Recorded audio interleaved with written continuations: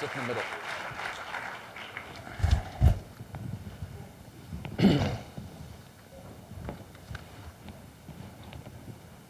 I'm Robert Rotberg, the director of the program on interstate conflict in the Kennedy School. I teach African politics here, and I'm a longtime student of South Africa. And it's our privilege tonight to have one of our own, Tony Leon, here with the President de Klerk.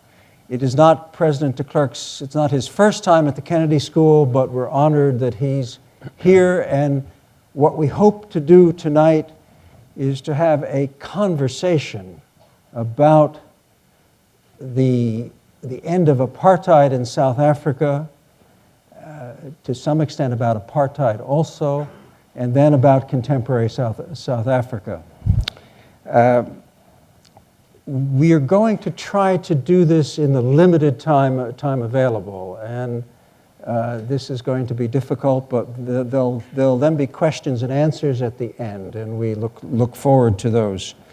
Tony Leon on my left is a lawyer, is a current member of Parliament, the sitting member from Houghton in Johannesburg. He's leading a study group at the IOP at the moment, a very active study group. He was a key negotiator at Kempton Park in 93, 94 as the new South Africa was developed. From 1994 to 99, he served as the new leader of the Democratic Alliance. And then from 1999 to May of this year, he was the leader of the alliance and the leader of the opposition.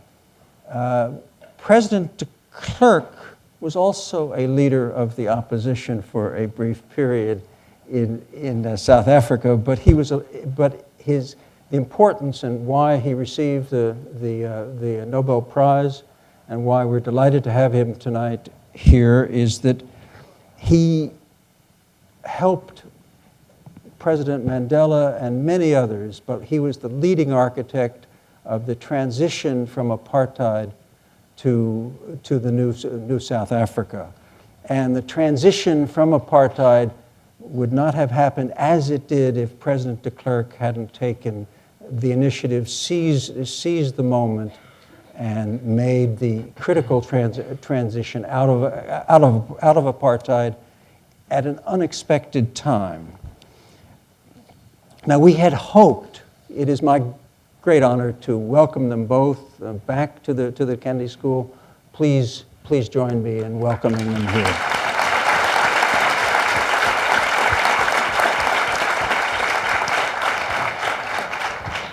We had hoped another Nobel laureate would be here tonight as well. Archbishop Tutu was invited to the forum. He's out of town, even though he's basically in Cambridge for several weeks. We had also invited the South African ambassador to the United States, but he couldn't come tonight either. And we further invited Congressman Ron Dellums, the mayor of Oakland, California. He promises to come in the spring, but he couldn't come tonight. There's obviously business in Oakland, which takes precedence. Now, I will say as little as possible in the next few minutes about South Africa from 1948 to set the stage for the tremendous events that occurred in the late 1980s and in the 1990s. And throughout this beginning period, we're going to show several audio clips, video clips, and printed clips that tell us a bit about the history of apartheid and a tiny bit about the role of the United States in the apartheid battles. And at some critical point, President de Klerk will join in and respond to some of the issues that have been raised, and slightly later, Tony Leon will join the conversation.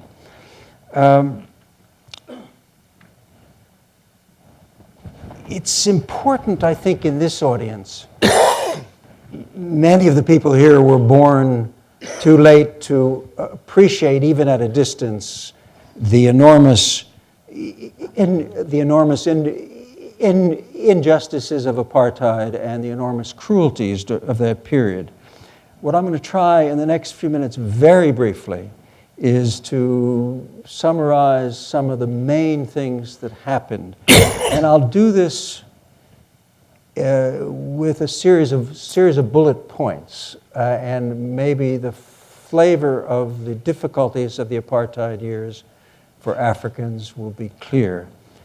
In 1948, the National Party triumphed in national elections. The shift in 1948 was from English speakers to Afrikaans speakers, and the manner in which South Africa operated was transformed, revolutionized, in a way that was unexpected in the rest of the world.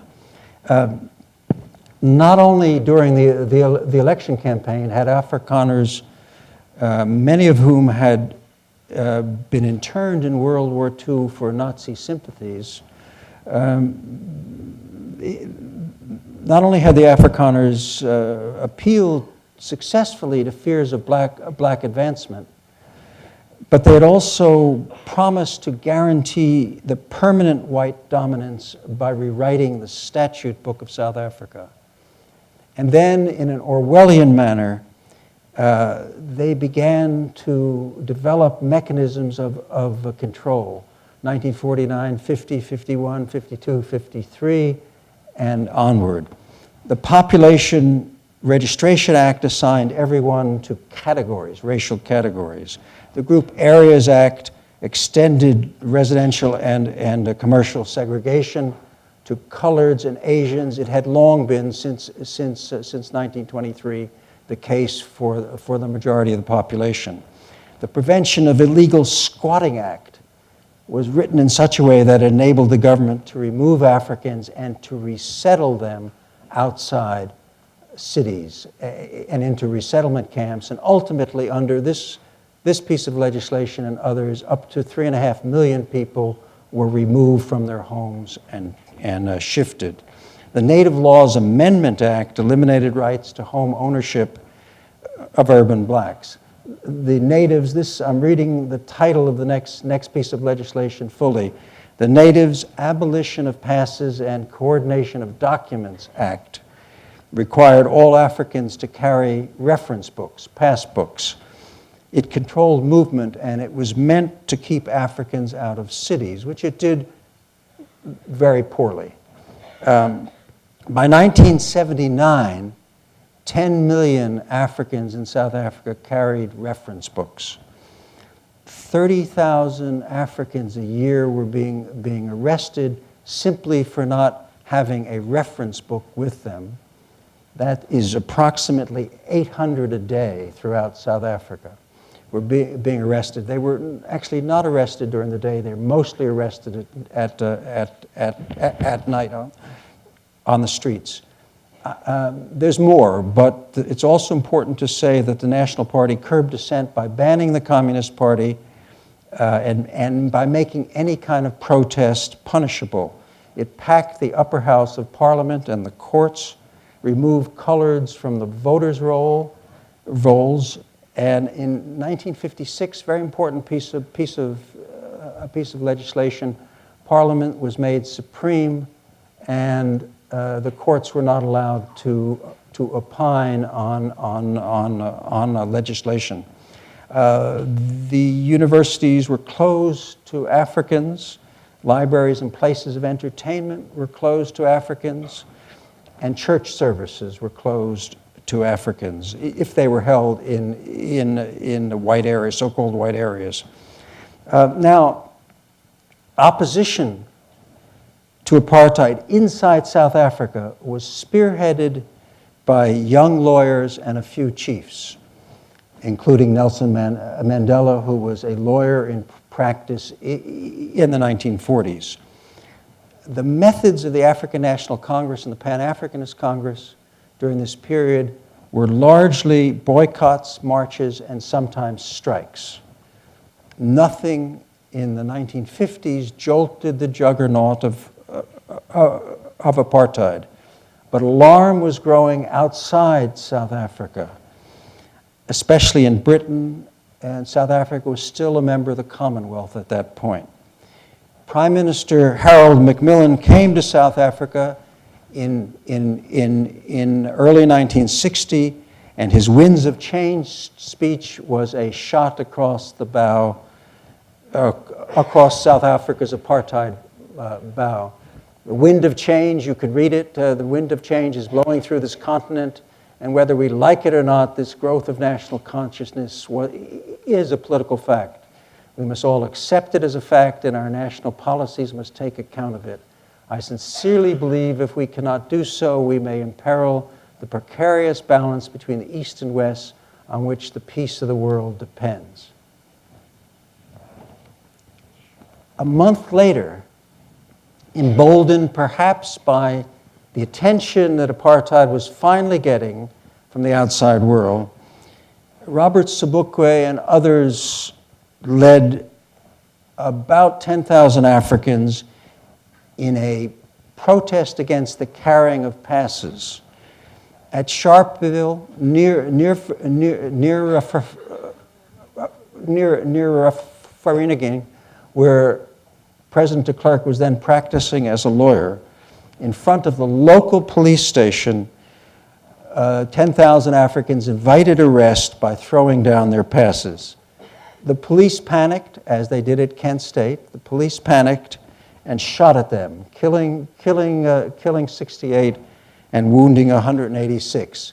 This was the Sharpeville massacre, reports and photographs of which were flashed around the world. A general strike thereafter paralyzed Cape Town. There were protests in Johannesburg and marches. And thereafter, in South Africa, opposition to apartheid for the first time turned violent and clandestine. There were small bombings, there was sabotage of bridges and roads. Mandela was arrested in 1962, associated possibly with this violence, no one really knew. And subsequently he was tried and imprisoned for life. There should be a clip of Mandela, yes. This is 1964, this picture of Mandela at that time. And he and others were convicted of treason in a treason trial. There had been an earlier trial in which everyone was acquitted. Now, from this period, from 1964, the security forces were in control of the country. And in the 1960s and early 1970s of South Africa were an era of intensified repression and almost impregnable control. It was the darkest period from the African point of view in South African history. It hardly looked as if things could get worse. And it was during that period that Bobby Kennedy came to South Africa, and we're going to show a clip of what he said at that time. I come here this evening because of my deep interest and affection for a land settled by the Dutch in the mid-17th century, then taken over by the British and at last independent. A land in which the native inhabitants were at first subdued, but relations with whom remain a problem to this day. A land which defined itself on a hostile frontier, a land which has tamed rich natural resources through the energetic application of modern technology, a land which was once the importer of slaves and now must struggle to wipe out the last traces of that form of bondage. I refer, of course, to the United States of America.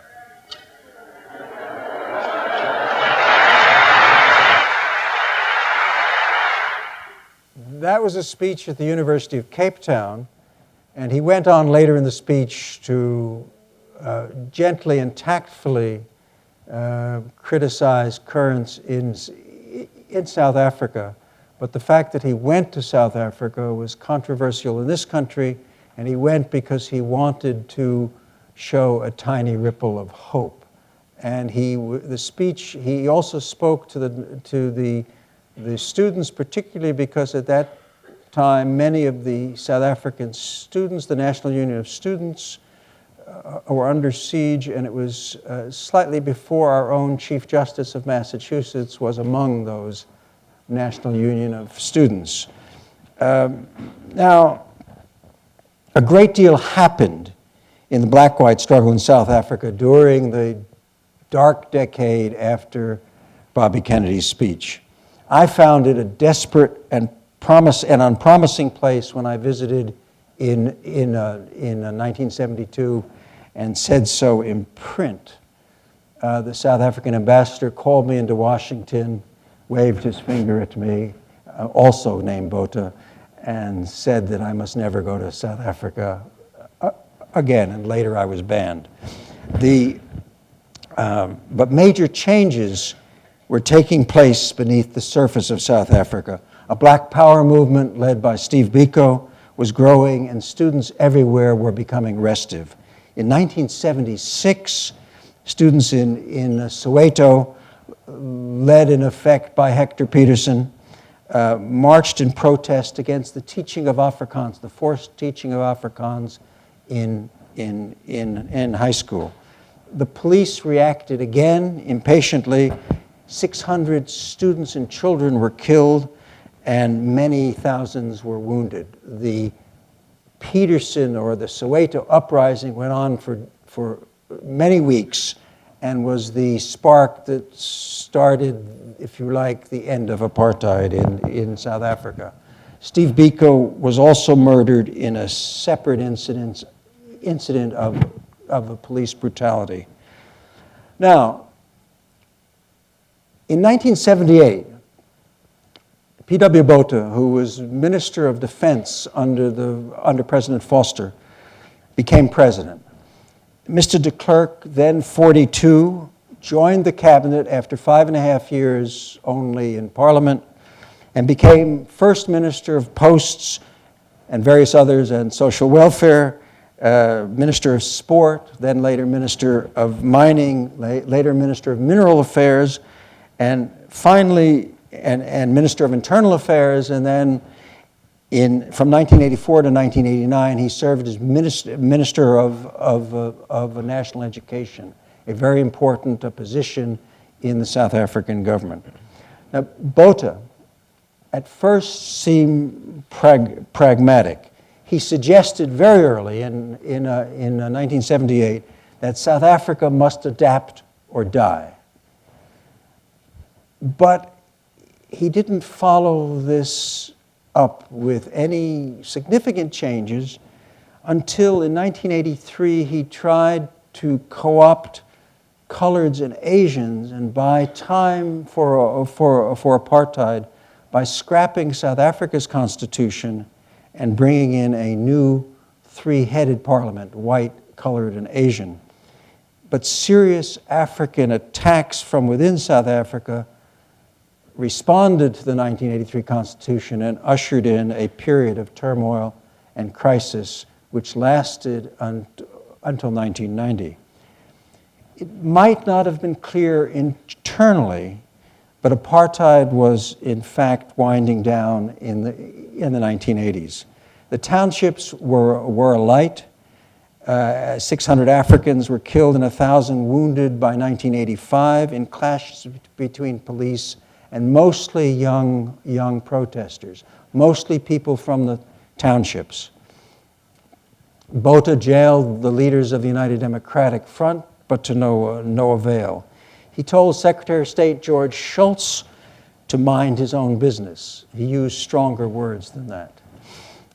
Until the government agreed to negotiate with Africans over the future of the country, cycles of violence were certain to continue it was widely said in 1985. And Botha agreed at that point, in 1985, that he would remove several strands of offensive legislation, the early 1950s legislation. He removed the Immorality Act and the Mixed Marriages Act. But at that point, 1985, Africans wanted the political kingdom, wanted political participation, not a legal chance to love whites physically. Botha also declared a state of emergency, which demonstrated the government's weakness, not its strength. After a year of turbulence in the townships, Botha in 1985 gave a speech which was widely anticipated as a breakthrough. Instead, it was anticipated as an introduction of major change. Instead, in his Crossing the Rubicon speech, Botha instead promised more repression, more mailed fist, and only a few waves of a velvet glove. The speech dismayed white liberals and black pragmatists. Botha was driving South Africa deeper into tragedy.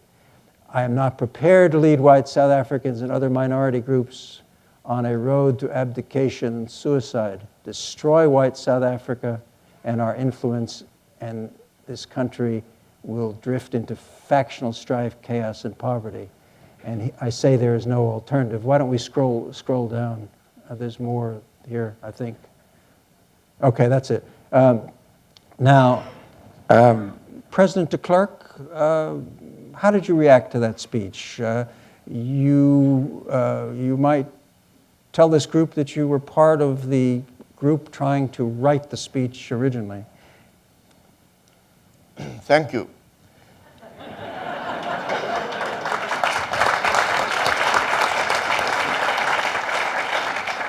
May I precede my answer to your question just with a general remark with regard to your historical introduction. I want to first say that when I appeared before the Truth and Reconciliation Commission, I made a profound apology for the wrongs of apartheid, for the pain that it caused, for the indignity that it brought, for the disregard of human rights and basic freedoms, which was part of it. So nothing in the short comment I want to make takes anything away from my admission that apartheid was wrong. But with the greatest respect, Professor Rothberg,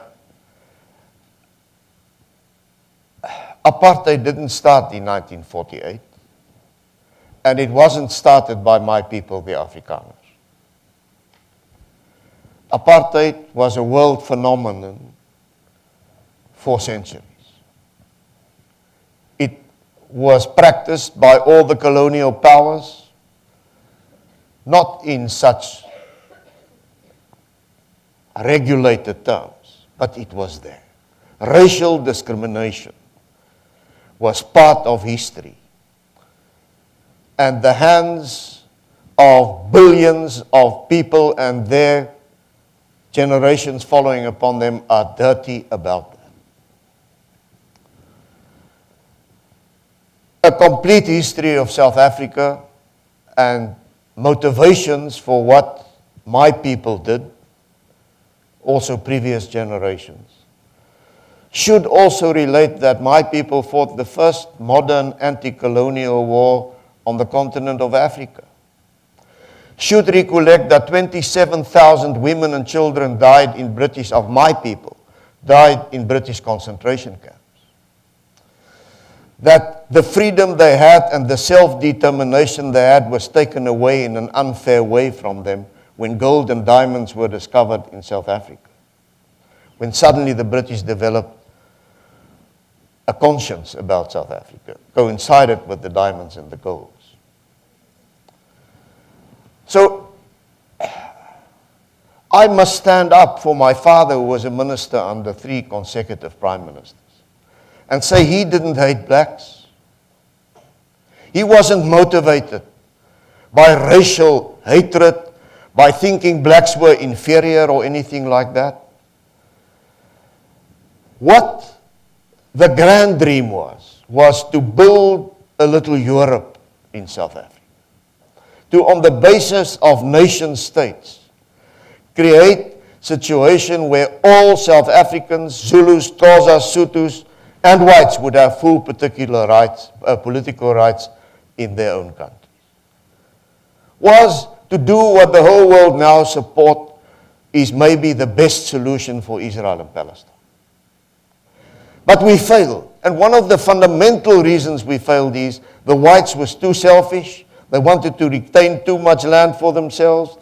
They wanted somehow or another to retain indirect power, and so I could continue. I'm not going to go into details about it. I just want to say apartheid was wrong. When we reached the stage, because of also taking a deep, hard look at ourselves, which brought us to the point where Botha was expected to make a speech and which would actually announce to a certain extent the end of apartheid. In that process, we acknowledged to ourselves that that was the position. And in the end, we said to ourselves, it's not enough to acknowledge it. It's not enough to say, I'm sorry. What is necessary is to also rectify. And the initiatives which we took during the 80s already under Botha's leadership, but specifically the vast initiatives, the quantum leaps we made during the period of my leadership and my presidency, was to a great extent the result also of inner conviction and an acknowledgement of the pain we have caused, a realization we had dismally failed to bring justice to all the people of South Africa, and therefore a commitment to ensure that there would be a new South Africa based on a value system which would be in step with concepts like human rights, the rule of law, real democracy, independence of the courts, things which in the post-colonial rest of Africa so many times in so many countries never came to fruition. Botha's speech, I was actually accused at times as if I helped Botha to write his Rubicon speech, where he failed to cross the Rubicon. I was actually part of a group. We were a Constitutional Affairs Committee of the Cabinet. I served on it from the early 80s under the chairmanship of the late Chris Yenes, who was Minister of Constitutional Development. And we were tasked to write a draft speech for Botha on constitutional matters for that evening's meeting in Durban. Likewise, Pik Botha, the foreign minister, was making an input from his side, more with regard to taking into account the international situation. We delivered our inputs and our drafts. And then former President Botha called us together, all those that he knew were involved in preparing the drafts. And I remember him taking the draft and throwing it down and saying, I will not deliver the speech, I will make my own speech. It was a fiasco.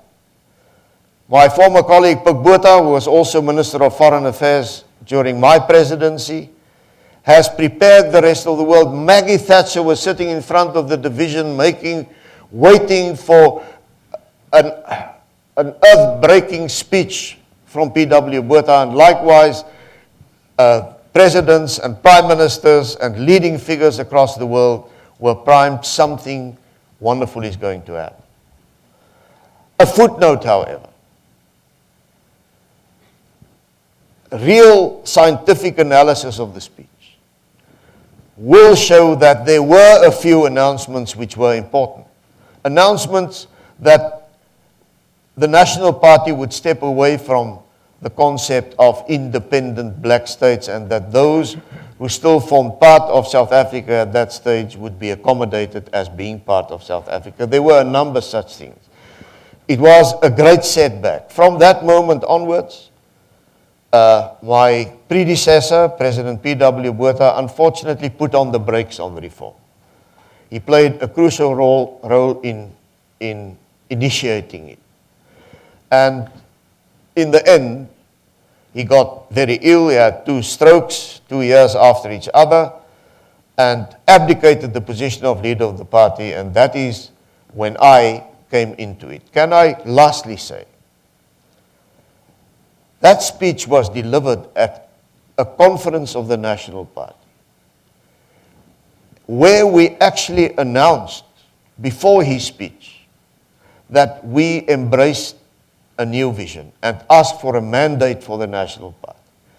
A new vision of one united South Africa with one person, one vote, with all forms of discrimination to be removed from the statute book, but with the effective protection of minorities, with effective safeguards against the misuse of power, with a consensus-seeking model was what we were advocating and seeking at that stage.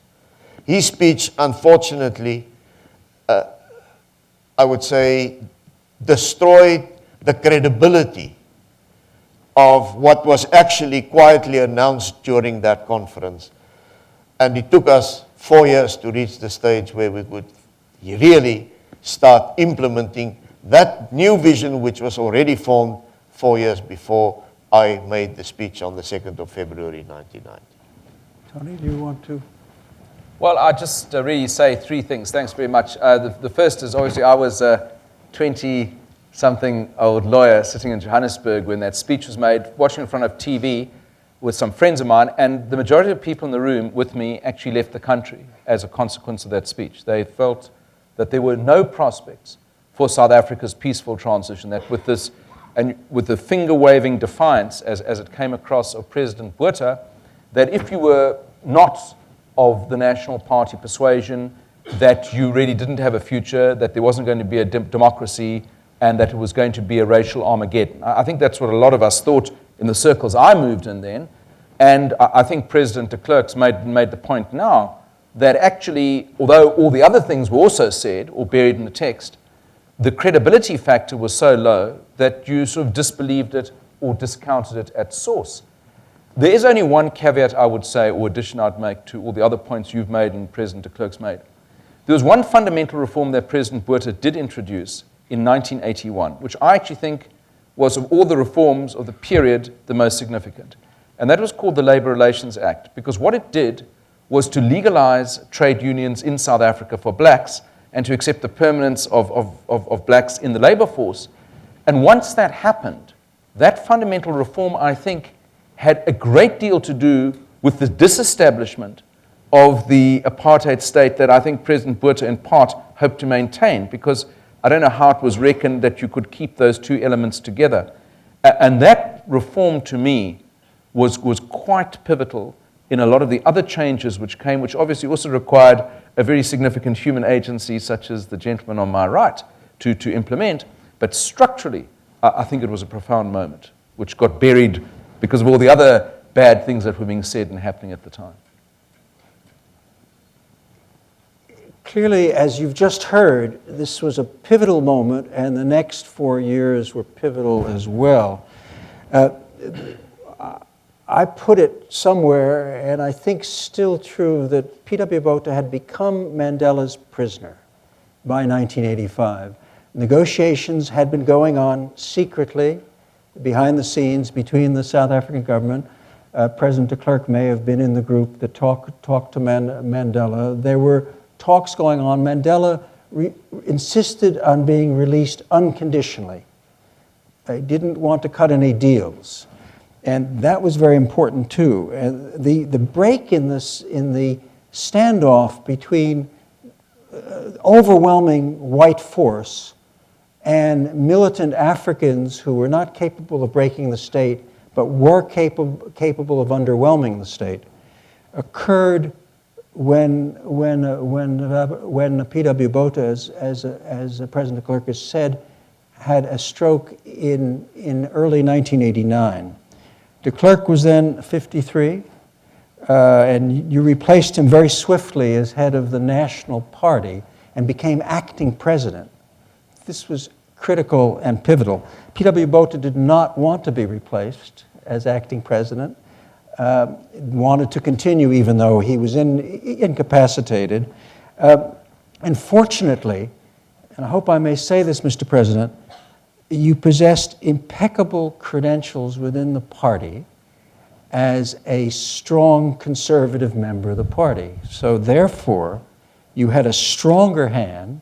You had also made certain initiatives as Minister of Education, which did not necessarily tip your hand.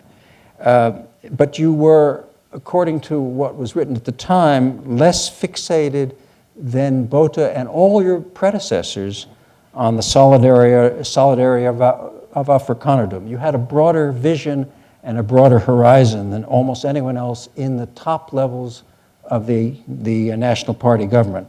I think you also understood, you will tell us in a moment, I think you understood that sanctions were playing a role at the margin. Falling gold prices were important. The loss of business confidence in South Africa was critical. Prosperity was ending. And South Africa began experiencing severe balance of payments problems, and for the first time, high inflation. And I wrote in the New York Times in March 1989 that just as Nixon was able to go to China, so de Klerk could travel metaphorically to Soweto. And by mid-1989, President de Klerk and Mandela were talking openly. The process of dismantling apartheid was well underway, and de Klerk said so when he opened Parliament in February 1990, 30 years from Macmillan's speech. President de Klerk and I have already agreed that I should read it. I'm not sure that's wise, but I will. President de Klerk could say it more strongly. Our country and all its people have been embroiled in conflict, tension, and violent struggle for decades. It is time for us to break out of the cycle of violence and break through the peace and reconciliation. The silent majority is yearning for this. The youth deserve it. The agenda is open. The overall aims to which we are aspiring should be acceptable to all reasonable South Africans. Those words had not been spoken in decades in South Africa. The aims includes a new democratic constitution, universal franchise, no domination, and an independent judiciary. The protection of minorities as well as individual rights, freedom of religion, sound economy, and so on.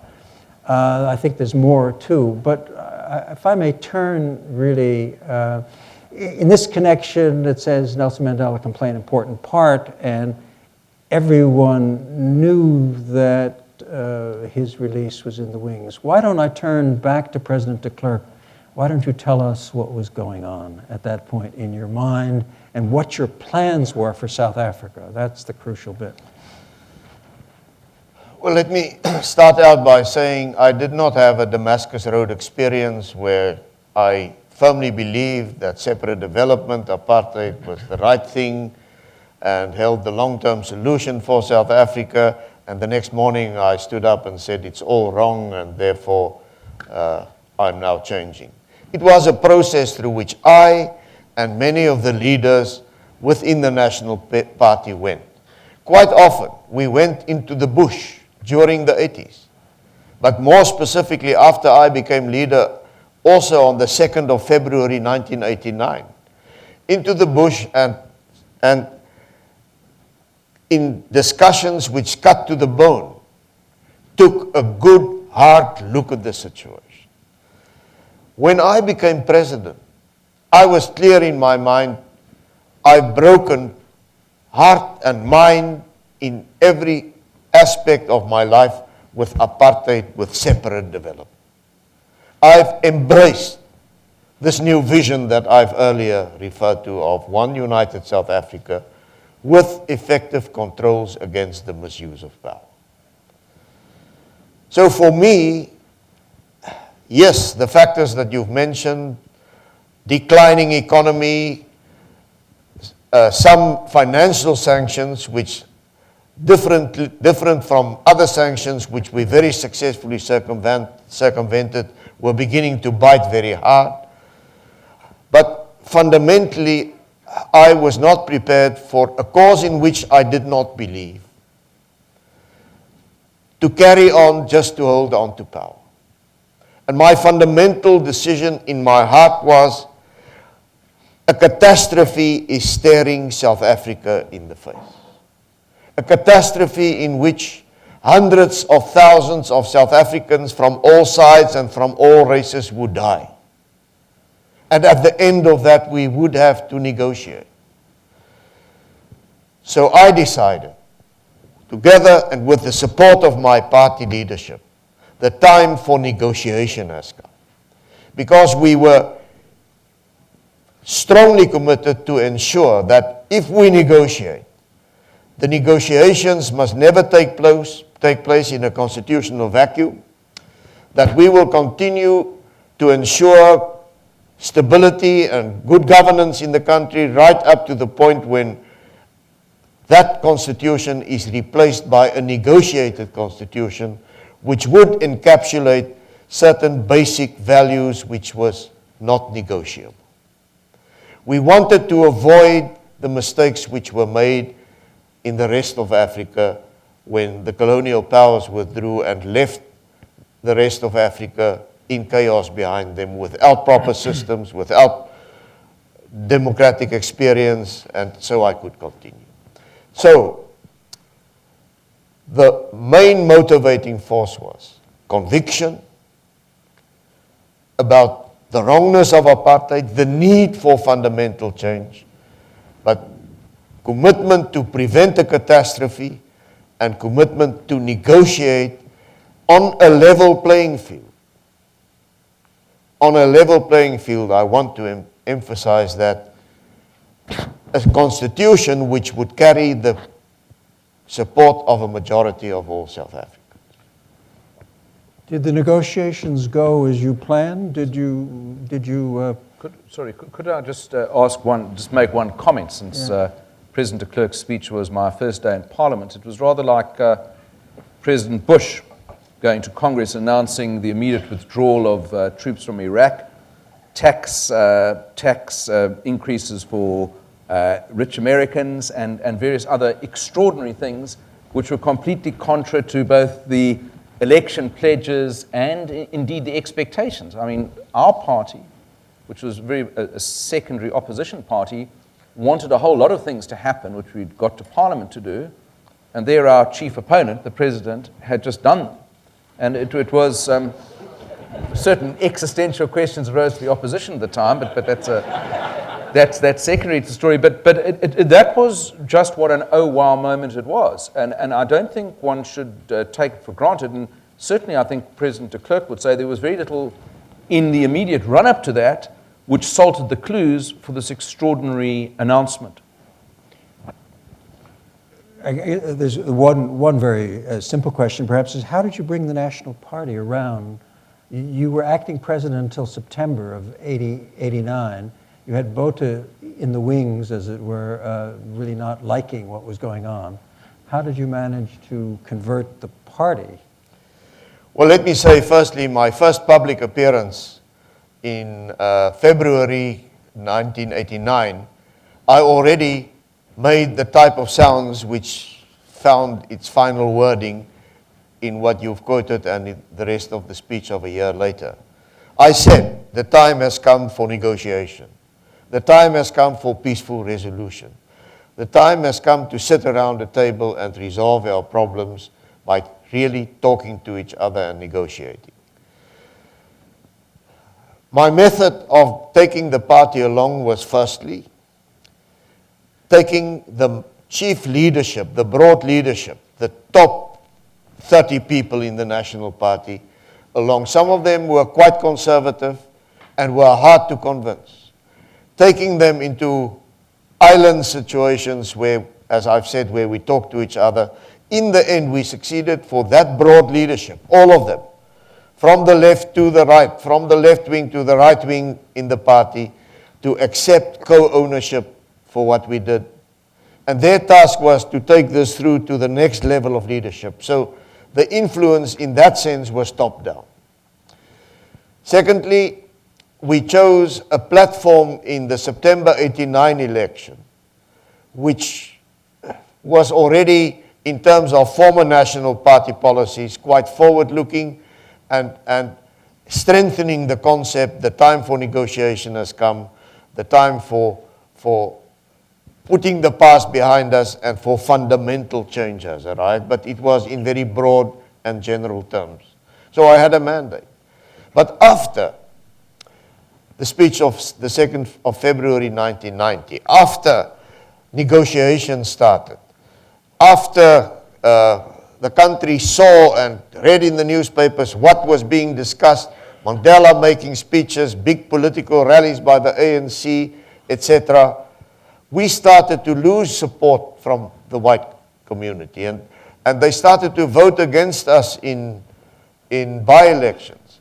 And the party to my right, the Conservative Party, who were trying to still advocate separate development, said I no longer had a mandate to negotiate what I wanted to, and challenged me to call an election. I resisted that, but I announced, and I did it by way of strategy in quite a surprising way. Nobody expected it at that time. No, we will hold a referendum. And in the referendum, the case was basically, you now have a much clearer idea than in September 89 what we want to do. If you say yes, a majority of the whites, I have a mandate. If you say no, I will call a general election. And posed with that question, with the support also of Mr. Leon's party and all those who favored fundamental reform, 69.9% of the white electorate said yes, go ahead, and the nines lost with less than 1/3 of the vote. And that really gave us, who negotiated the change, and it wasn't just the government and the ANC who negotiated, all the parties were involved. And all the parties made major contributions during the negotiations. Things could move forward, and we never looked back. Did the negotiations succeed in the way you thought they would? Did the 4 years from 1990 to 1994 work out with the results you hoped they would? What were your thoughts during this difficult period? Can I say, overall, yes, but in many respects, no. We had to make painful compromises, and we had to make painful sacrifices. But if you were to ask an honest ANC politician the same question, he will give exactly the same reply that I now give. It would be interesting for students to acquaint themselves with what did the National Party want when we started negotiating, and what did the ANC want, and to compare against that background what was agreed. And it will be seen that major sacrifices were made from all sides, and major compromises were made from all sides. So even today, there are aspects in the Constitution which I would have liked to be different. I would have liked it to be, and this is my main failure if I can call it that, I would have liked the system to be more a long-term consensus-seeking model rather than the winner-takes-all model which it is today. Because I believe then, and I still believe, that is the type of model which is best suited for our type of society, with our 11 official languages, with the complexity of our nation, with so many minorities. But we did not achieve that. On the other hand, the moderate leadership in the ANC is being castigated from day to day. It's playing a major role now in the upcoming election of a new president of the ANC for making too many concessions during the negotiations. Any negotiation where one party walks away from the table saying, wow, I'm happy, and the other party walks away with head down, is a failed negotiation. It does not bring into being a lasting solution, I believe. When both parties can go back, or all parties can go back and say, yes, I didn't get everything you wanted, but on these fundamentals we did succeed, and therefore let us adopt it even with its faults. That I regard as successful negotiation. If I could just add 2 or 3 things. I think the Sharpeville was the most shocking single massacre that drew South Africa's situation to world attention in 1960. But there were a whole series of Sharpevilles that happened during the period of negotiations. It wasn't happening, in a very calm environment, and it wasn't just the police who were killing the demonstrators. There were a whole series of violent eruptions, which actually created a very, very unstable environment during which negotiations were happening. So it wasn't an ideal set of circumstances. And I think the pivotal moment, and the President might disagree with me, was in Easter 1993 when a leading Communist Party figure and ANC leader in waiting, Chris Hani, was assassinated. Because at that point, what happened was we went into the negotiations, and Joe Slovo, who was one of the chief ANC negotiators, basically said, there are no further negotiations until an election date is agreed. And after some back and forth, the election date was chosen or agreed for 9 months hence. And at that moment, very understandable reasons why it happened, I felt, and I was right there, that there was a discernible shift of power from the then government of President de Klerk to the government in waiting, the ANC. And I don't know that anything else could have happened except to make that concession. But when in fact you actually know the date and you haven't agreed to the fundamental outlines of the Constitution, it's a sort of, to use another analogy, it's a sort of Oslo process in the Middle East in reverse here, because you've actually finalized the thing and you haven't got all the detail agreed to. I actually think that there was a shift, but I'm not sure that it was a shift that could have been done in any other way, given the facts on the ground as they then erupted. And if there had been a further delay, you don't actually know what would have happened. That's how I perceived things at the time. President de Klerk, do you? There's no doubt that during the negotiations, initiatives changed and that there were subtle shifts of power. I would only qualify what Tony said by saying that in the final analysis, being in government, only if the government promulgated an election, only if the government set up the election could an election take place. So there was a final fallback position if no acceptable agreements could be reached. I was not so much against the concept of a date because it brings discipline to the negotiation.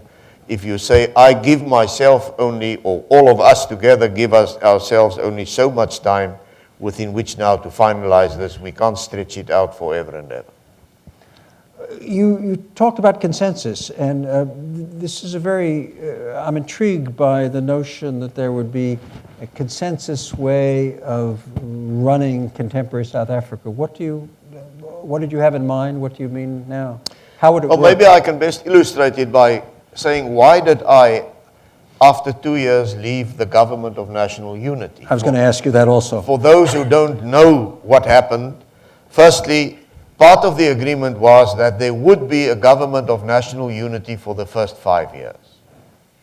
We wanted, during the negotiations, that concept to go beyond the first 5 years. So in the first agreement reached on what we call now the transitional constitution, we accepted the 5 years limit on the condition that we would negotiate about what would happen after that, those 5 years, in order to create a consensus-seeking model. We then started in the newly elected, fully democratic parliament negotiating what was called the final constitution, which had to comply with 34 immutable principles, and that would be tested by the Constitutional Court. So, in those negotiations, we sought to promote a form of consensus-seeking imperative on any future government. Our final proposal was an innocuous one. And we said, after 1999, after the first 5 years, if any party wins 50% or more of the vote, it forms the government. There's no longer a multi-party government. But we advocated there should be in the Constitution the bringing into being a consultative council, which would be constituted by the majority party, but also all parties having more than 5% of the vote would be represented on that. And there should be an imperative on any future government to refer to such a consultative council issues of national importance in an effort to get consensus. We furthermore made it clear that if consensus could then not be achieved, the government's policy, obviously, with its majority in parliament, would be the policy. But if consensus is achieved in negotiation, that consensus would become the policy of the country and the government would be bound to implement. And the ANC said no to that.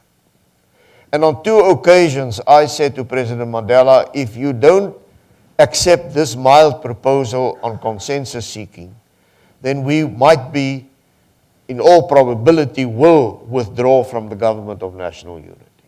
And our main negotiator, Ruth Meyer, assures me on 3 occasions, he specifically, at my request, said to Ramaphosa, if you don't accede to this request, there's this risk, and it's a grave risk that we will withdraw.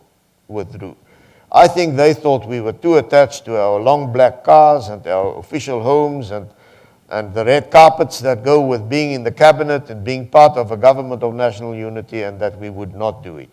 For me, it then became a matter of principle that if the death sentence has been now given on consensus seeking after 1999, we might as well now start a normal democracy. Has it become a normal democracy? Is it? We only have time for this last question before I turn to Q&A from the audience. I would like to give Mr. Leon first chance to answer, to give an evaluation on the democracy we have at the moment, and then I will add also my you'll opinion. add. Okay, good. I get all the easy questions. You know, I was struck by another Nobel Peace Laureate who was here the other day, extraordinary speech, those of you who heard it, Muhammad Yunus, who spoke about the difference between someone who's very poor and someone who's very rich. And he said, really, it's like taking a bonsai plant. It's like taking a tree and planting it in a small base, like a bonsai, or in a very big base, and it becomes an oak. I think the Constitution that was planted in South Africa in 1994 and reaffirmed or refreshed in 1996 was intended to be an oak. Very, very big. Very bells and whistles, checks and balances. But in some ways, the political environment has constrained its growth, a bit like a bonsai tree. So we had one intention, and the realities on the ground, I think, has created another result. And I think the reason for that is that the requirements of the ruling party of a national democratic revolution on the one hand sits quite uneasily with the liberal democratic precepts or principles contained in the South African Constitution. And it's not that the one is junked completely and the other is accepted entirely. It's almost, to use an Orwellian phrase, a form of doublethink, that both are profoundly held at the same time in the heads of the same people, and both results are willed. And by that I mean, just to make it a very straightforward point, I think not because the governing party has such a big majority, although that's a constraint, it's not their fault, it's our fault, I suppose. I was the head of the opposition. But the real constraint is whether, in fact, you can have a sophisticated constitution premised on liberal democratic checks and balances on the one hand, and a governing party which does not seek to confine itself to simply having a political majority, but but wants to control the whole of the society on the other hand. And that's actually what you've got. And the results are very uneven as a consequence. And therefore, you know, when President Clinton arrived in South Africa in 1997, and one of our other opposition colleagues was berating him at the tea table in Parliament, President Clinton turned around and said, well, I think it's fantastic. And my colleague was a bit discomforted by this response. And President Clinton said, well, the only question in politics is compared to what? And compared to how it was fantastic. It might not be all you expect it to be. I'm paraphrasing. And I suppose that's your yardstick, the sort of the chaos and the injustice of before. It's doing quite well. In terms, I think, of one's hopes and expectations of having a real, genuine, transcending, non-racial democracy, proper checks and balances, government knowing its place, not just in relation to the polity, but to the economy and society as a whole, perhaps there are some disappointments. And I think they come from the strains of the two movements, the national democratic revolution, which is the governing ideology, and the non-racial liberal democratic premises of the Constitution. I find myself in agreement with what Mr. Leonard said. Let me say that, add to that, that our democracy at the moment is unhealthy. Any democracy where one party holds 70% of the vote and all the other parties are vying for the other 30% is not a healthy democracy. Its framework, its constitutional foundations, it's fine. We're proud of it. But the voting patterns will have to change. It will only change, to my mind,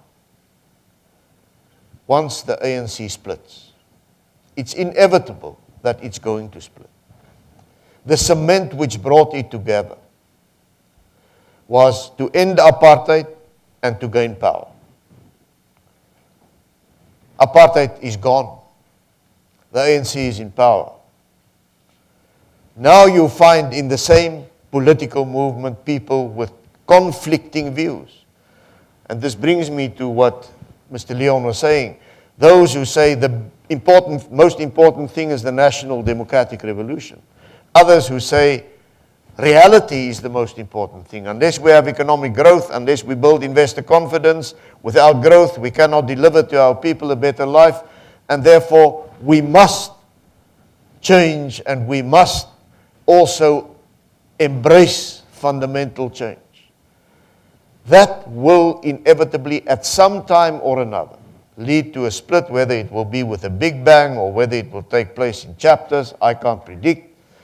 When that comes, hopefully we will move away from predominantly racially based and ethnically based politics to value-based and policy-based politics. And then I will say the real goal of the Constitution has been achieved. If I could just add one final point. Really, I mean, just to summarize, it's a politics of identity predominates in South Africa over the politics of issue. That's not confined to South Africa. Many other racially cleavage societies have the same pattern. And whether you can transcend that or not, I think will be the best guarantor of whether you have a healthy long-term democracy. Good. It's time for questions. There are two microphones.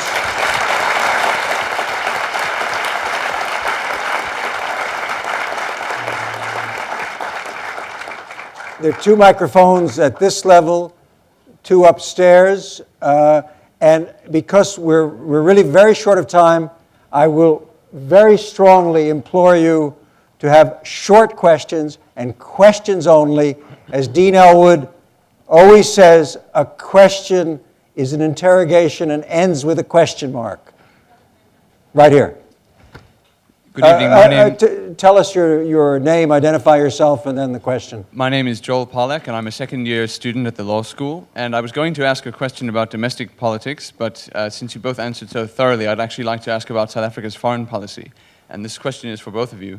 When President de Klerk, under your leadership, South Africa became the first nuclear power to voluntarily disarm. And now that there are new powers that are emerging that want to build nuclear arsenals, South Africa is, in a sense, protecting them at the United Nations, protecting them at the IAEA. And I would like to hear your reflections on what that means for South Africa, both in the world and domestically, and whether Tony, whether that's a shift of values that we ought to be concerned about. I'm not in agreement with what the South African government is doing in that regard, if your analysis is correct. Let me say that personally, I believe that we should strive towards denuclearization for the whole world. I also don't like the concept that those who, in terms of present international agreements, are allowed to have it, should have it, and others not. Nobody should have it. You can't do it overnight.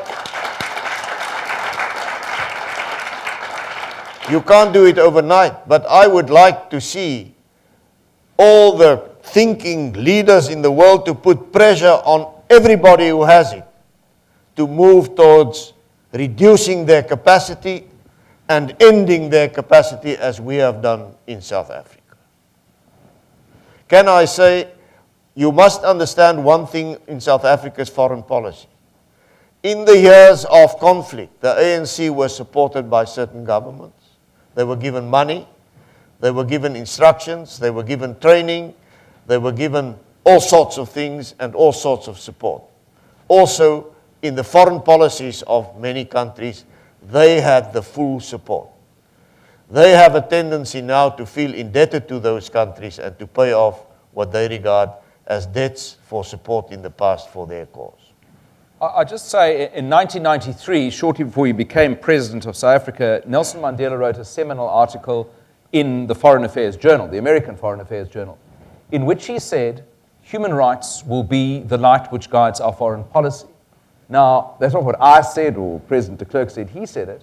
And so much of our foreign policy in practice, I think for the reasons articulated by President de Klerk and for a whole series of impulses which trip up, I think, often our own interests, we've done the reverse. In other words, we've gone against the very impressive standard and bar which President Mandela set for us on the eve of South Africa's democratic change. And I think that's a pity because I think, we've reduced the coins of our own currency, which have given South Africa a very high and in many cases unique place in international morality. Please, it's your turn.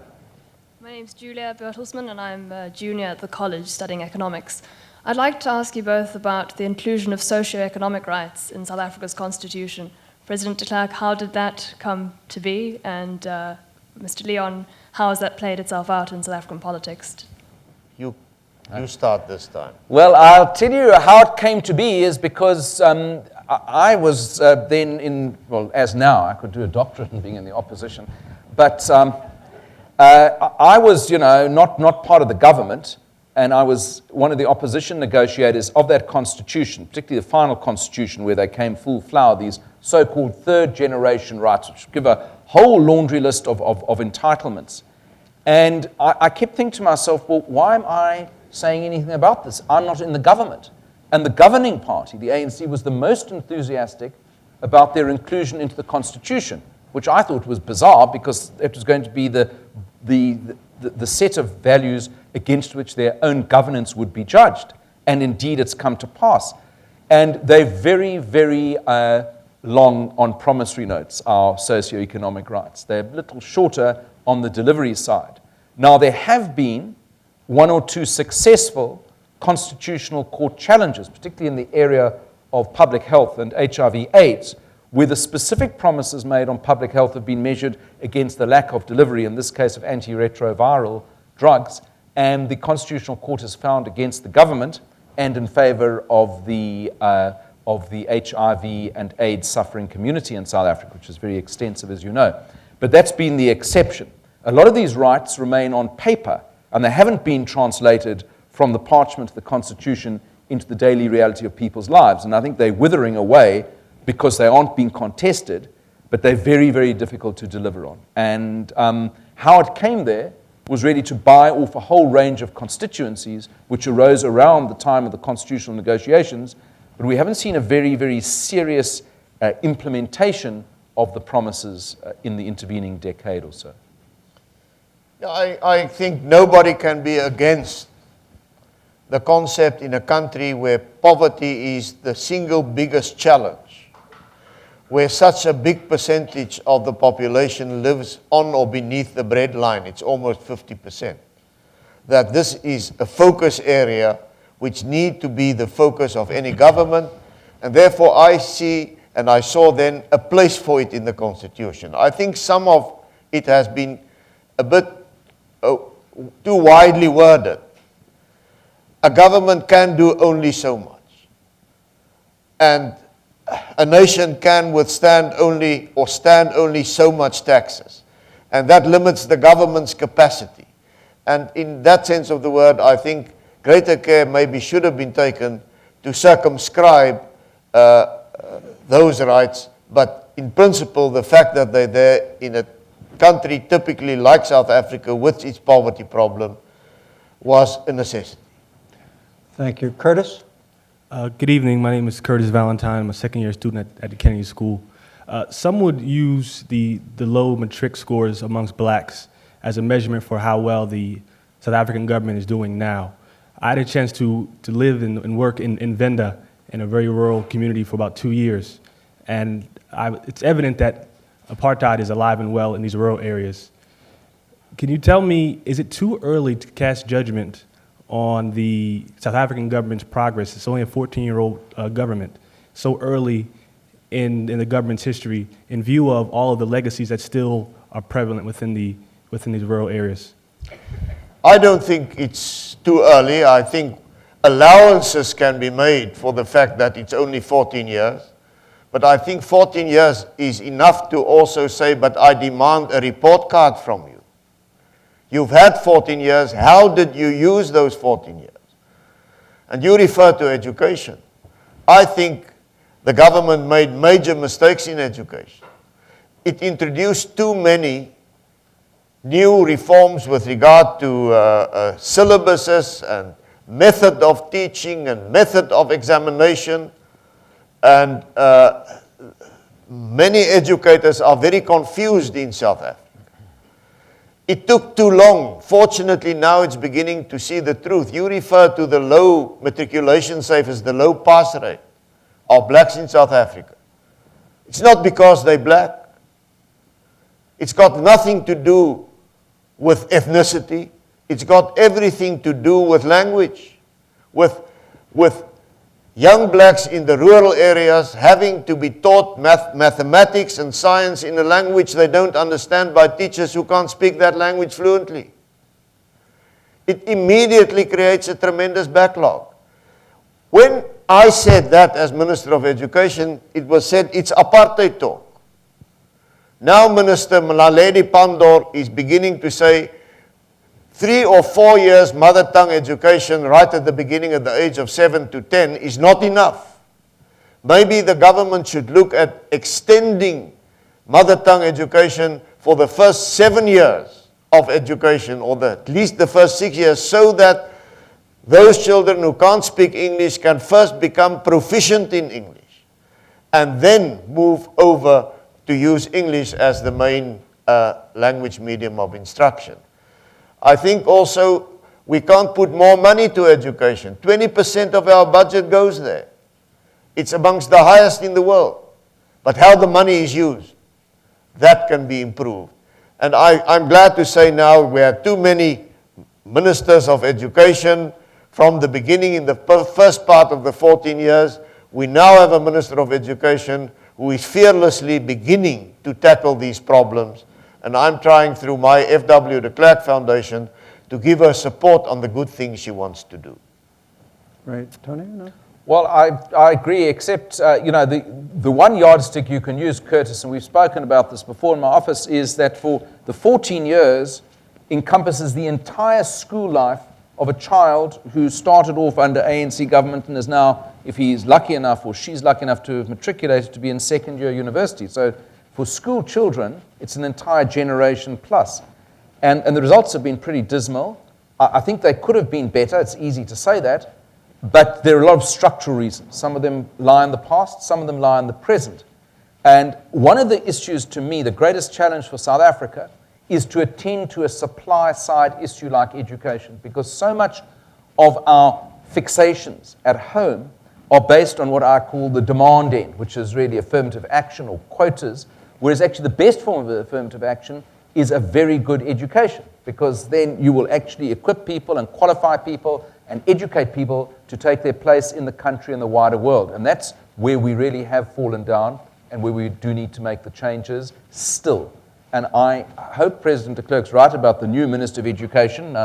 I've outlived about 4 in my post-apartheid parliamentary career, and I hope this one's better than the previous ones, but we'll see. Okay, we're going to accumulate the next 3 questions. Yeah.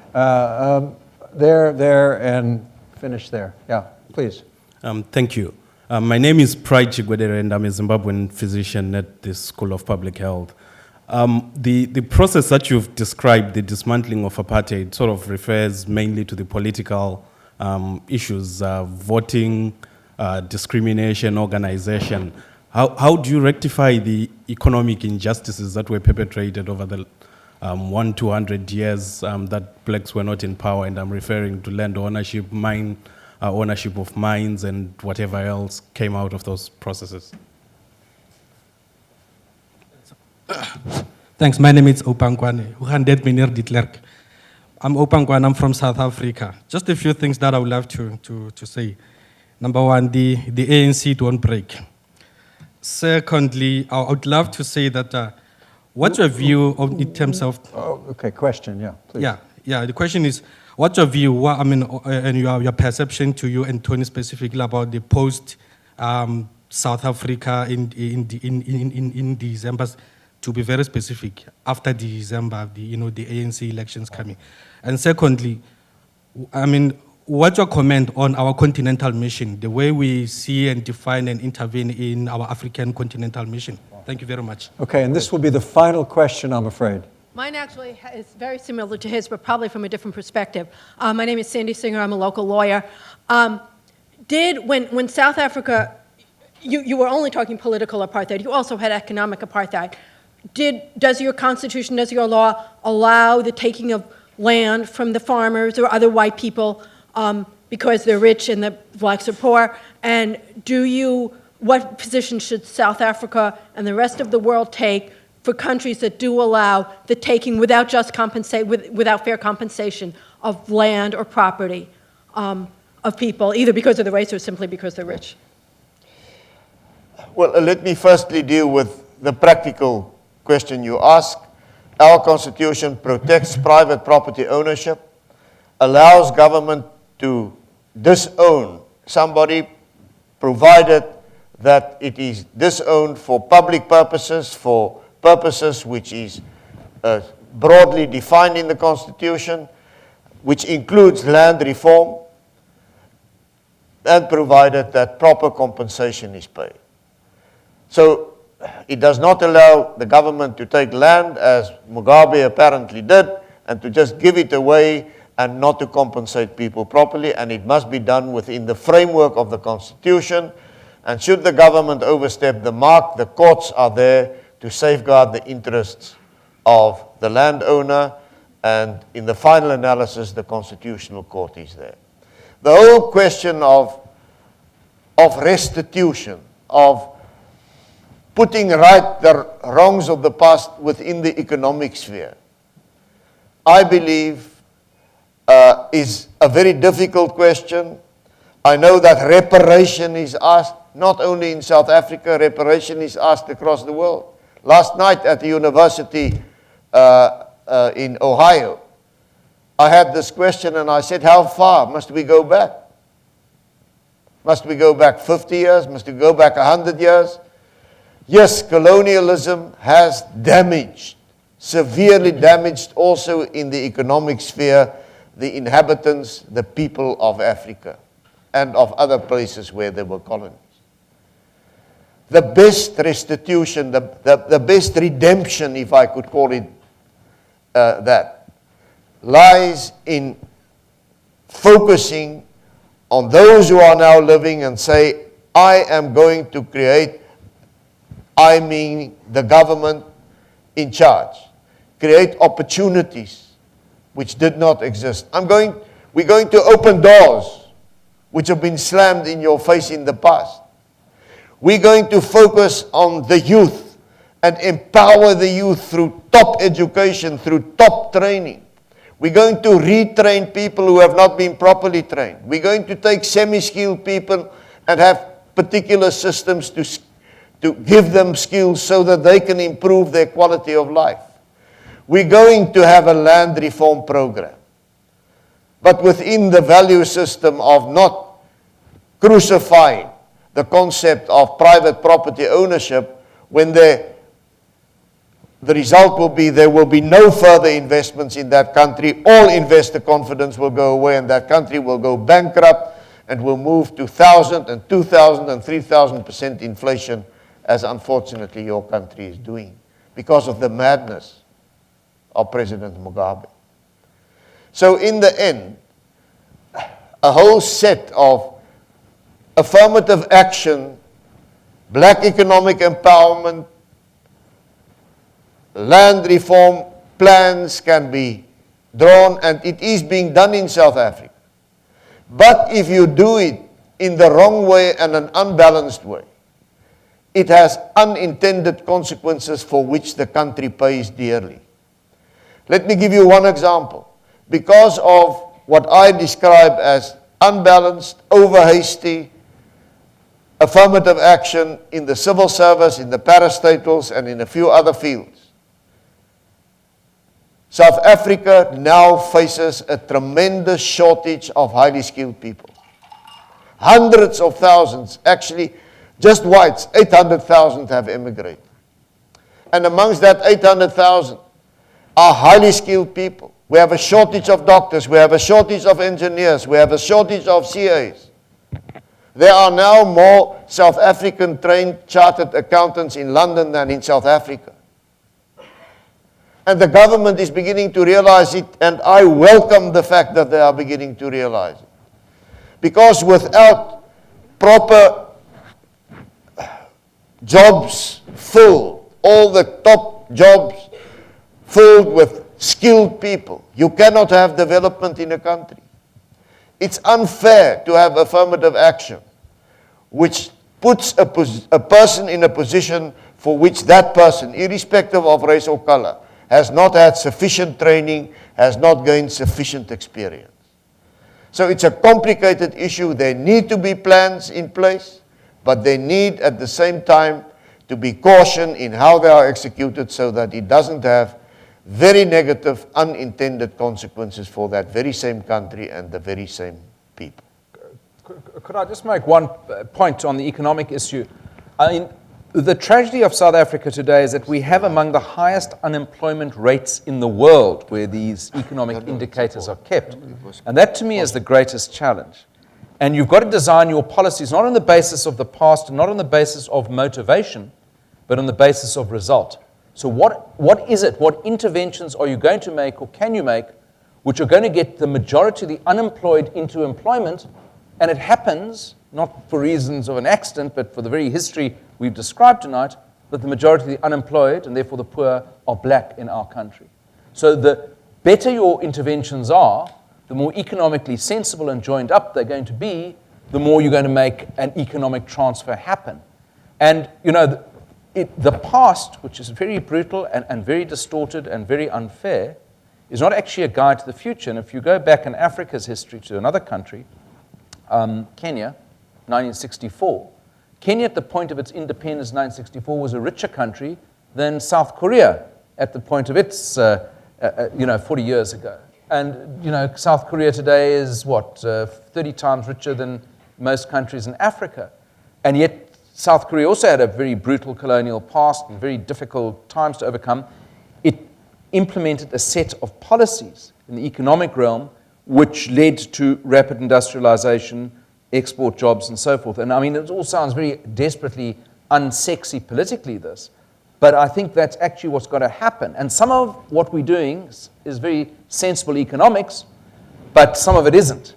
And you've got to join it up together, and you've got to say, this is my goal, is to build those ladders out of poverty as quickly as possible. I think if we do that, then we are going to make a success, and we're going to have massive economic transfers which will start whittling away the barriers of privilege and the boundaries of race that have so prefigured the new South Africa. Final word to the President. I'll try to work something in reply to that one question which got a bit sidelined now. Can I just say, it is my hope that the ANC will select wisely at this coming conference. If 2 centers of power will be wrong from 2009 onwards, then 2 centers of power from now until 2009 is also wrong. And I've publicly stated I think President Mbeki should be leader of the ANC until he stopped being president of the country. And that then a new leader can take over who can lead the ANC and become president of the country. Then you avoid the 2 centers of power. That's one solution which might come to the fore. It's not on the table at the moment. My hope is that whoever is elected will face the realities of South Africa, will be moderate, will not do foolish things, will make sure that the very consistent and generally speaking good economic policies since President Mandela, carried through by President Mbeki, will continue to be the driving force of our economy. If we play games with that, it's very dangerous. And if I listen to what Kosatu and the supporters of Mr. Zuma is saying, then I hold my heart if they were to win, but I don't think they will win.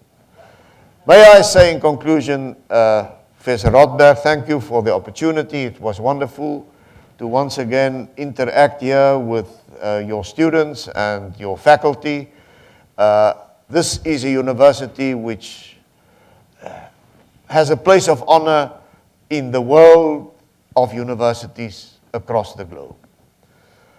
We like the fact that quite a number of South Africans come here from time to time. I think you've made a good choice in getting Mr. Leon here.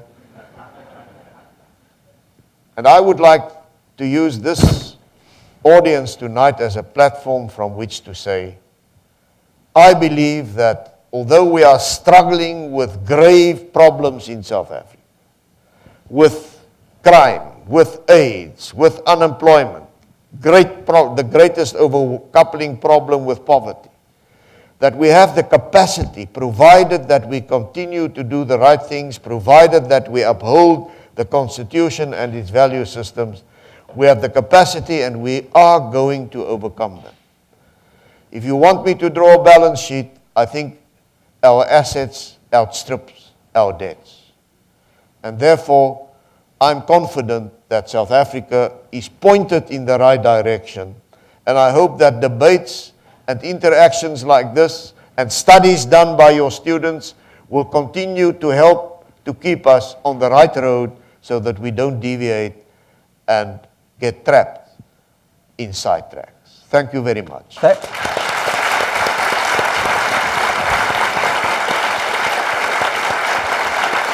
Excellent. Thank you. Good job.